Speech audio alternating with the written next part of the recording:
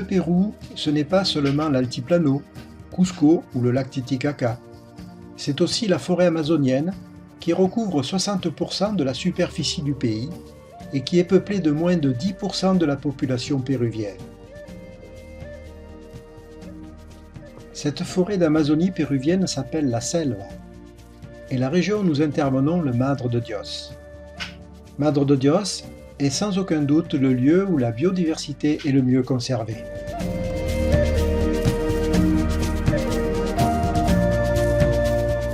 Direction le sud-est du Pérou, à la frontière du Brésil et de la Bolivie.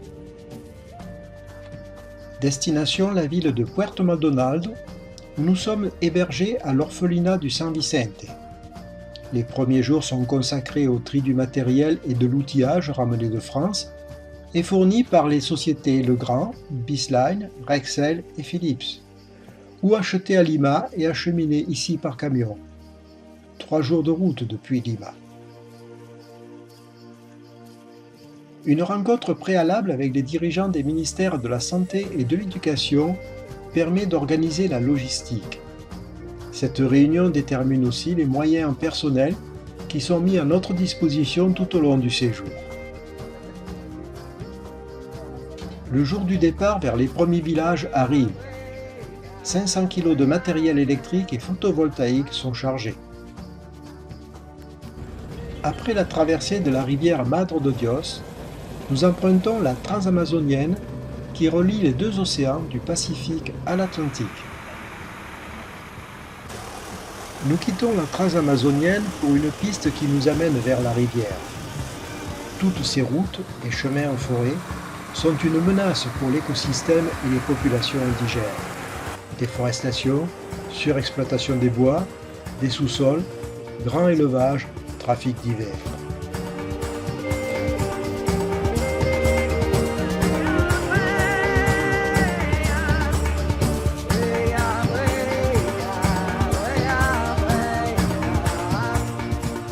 En bout de piste, un bac nous permet d'atteindre notre premier chantier. C'est le début d'un fréquent transfert de matériel.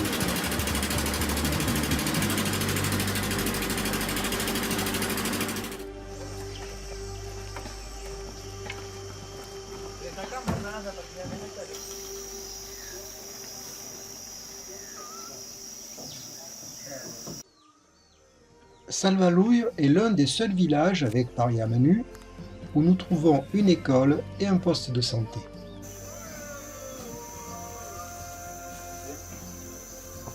Nous commençons sans tarder par l'école avec l'aide des villageois, de l'instituteur et du chef du village. Les plus jeunes s'occupent de la pose des panneaux photovoltaïques, les plus anciens des installations électriques intérieures et de la mise en place du générateur et des batteries.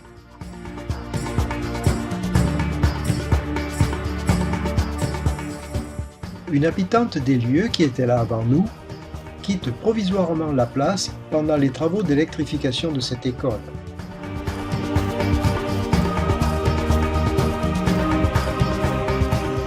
C'est maintenant le tour d'équiper le poste de santé. Les travaux sur ce village dureront 3 jours.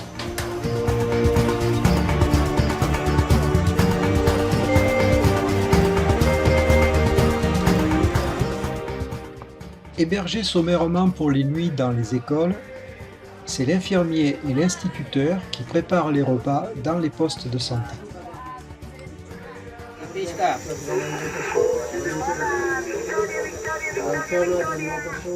La radio informe les autres villages de notre venue et permet de coordonner les déplacements sur le fleuve.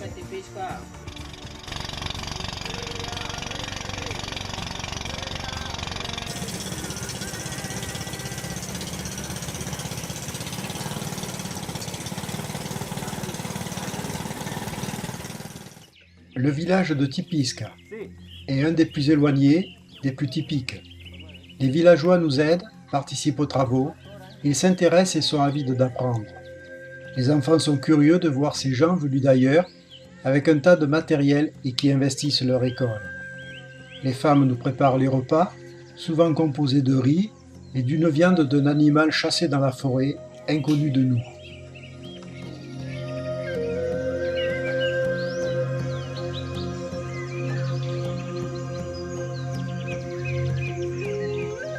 L'école, la classe et à l'arrière le logement de l'instituteur. Elle nous servira de lieu d'hébergement, moustiquaire obligatoire.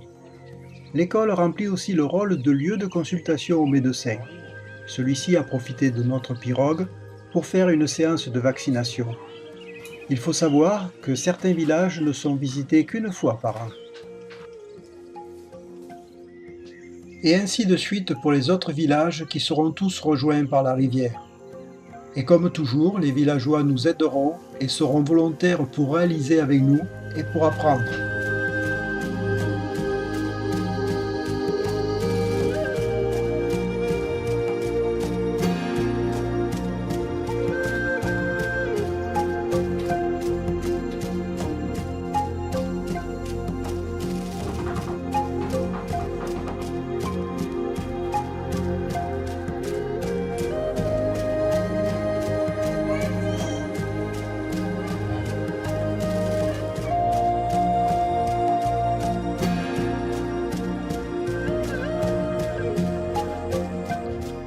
L'école de Puerto Lucer. Elle sert de maison communale, de lieu d'études, de lieu de rencontre et même de dispensaire lors du passage du médecin.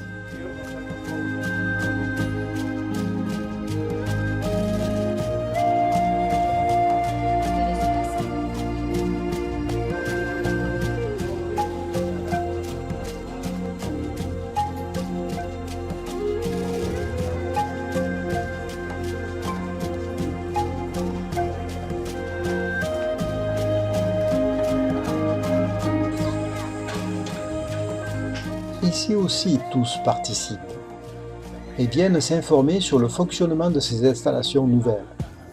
Installations qui révolutionnent le quotidien de tous.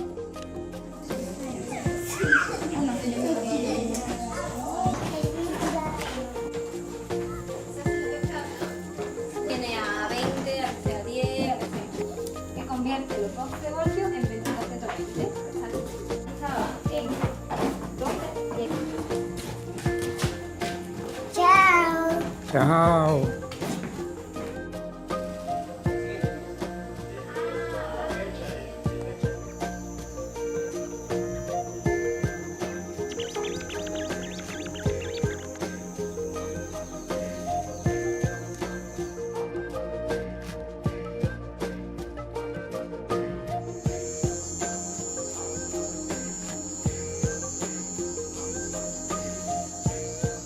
C'est toutes les fois un petit miracle lorsque la lumière éclaire la classe ou le poste de santé.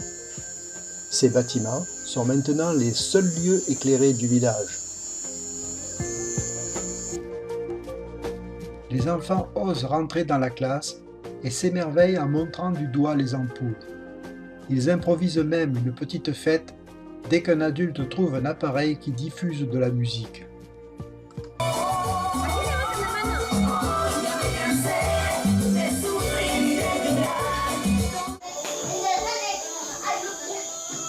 On a beaucoup dansé là.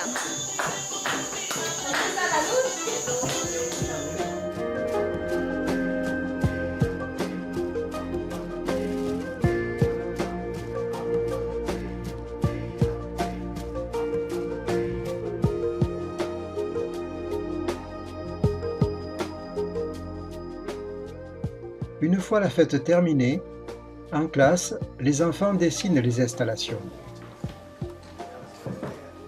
Même les plus petits y vont de leur dessin et sont fiers de commenter cet événement. ¿Dónde está la luz? Toutes les réalisations se terminent par une formation auprès des infirmiers, médecins et instituteurs sur le fonctionnement et l'entretien de ces nouvelles installations. Tous y participent, même les familles et les parents d'élèves. Produce más energía y veces se produce menos. Entonces pasa por este aparatito que se llama regulador para que igual. Nous terminons par la signature d'un document qui officialise le transfert des installations et responsabilise les utilisateurs à un bon entretien de ces matériels. Nous leur remettons le manuel d'utilisation et les consignes de sécurité. C'est d'abord les enfants qui nous remercient d'être venus pour apporter la lumière dans leurs écoles. Gracias, Electricistas Sin Fronteras. Gracias, Electricistas Sin Fronteras.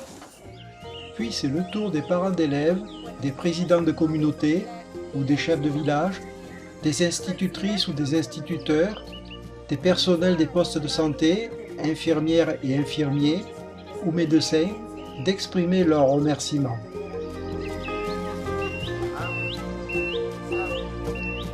Nous avons apporté un peu de confort à ces collectivités avec une énergie non polluante. Ce confort peut sembler dérisoire, quelques lampes et prises électriques. Mais pour les enseignants et soignants, cela est beaucoup et les incite à ne pas déserter ces villages et à maintenir ainsi un service public minimum. Si l'on met en balance les efforts fournis, le temps donné, les risques pris, l'argent nécessaire, bref le coût humain et pécunier, alors ce n'est que dans un cadre humanitaire que ces travaux peuvent se réaliser. Pour l'État péruvien, ce type de confort n'est pas une priorité. Mais après plusieurs de nos missions, une prise de conscience se dessine auprès des autorités régionales. Ici, c'est important l'eau et la lumière. Il n'est pas existe la lumière, il pourrait y existe aujourd'hui la lumière. C'est en façon de réaliser cette action pour la nature et pour éviter la pollution aussi. Je crois que c'est parfait parce qu'avant était en situation très désagréable parce qu'il n'existe pas la lumière et pour réaliser beaucoup d'activités. C'est la fin de notre mission. Il nous reste un long trajet à parcourir sur la rivière Las Piedras et sur des pistes rendues difficiles par le mauvais temps.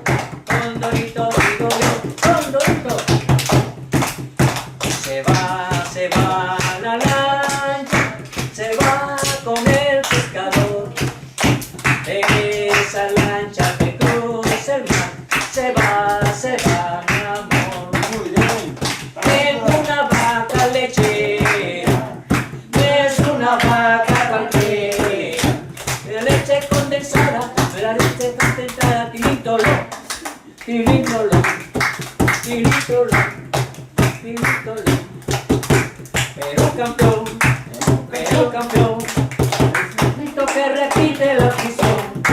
Pero campeón, sin cesar a palpitar mi corazón. Hay que ir a triunfar al mundial, venceremos a todo rival. Con el lema Perú va a campeonar, siempre arriba. la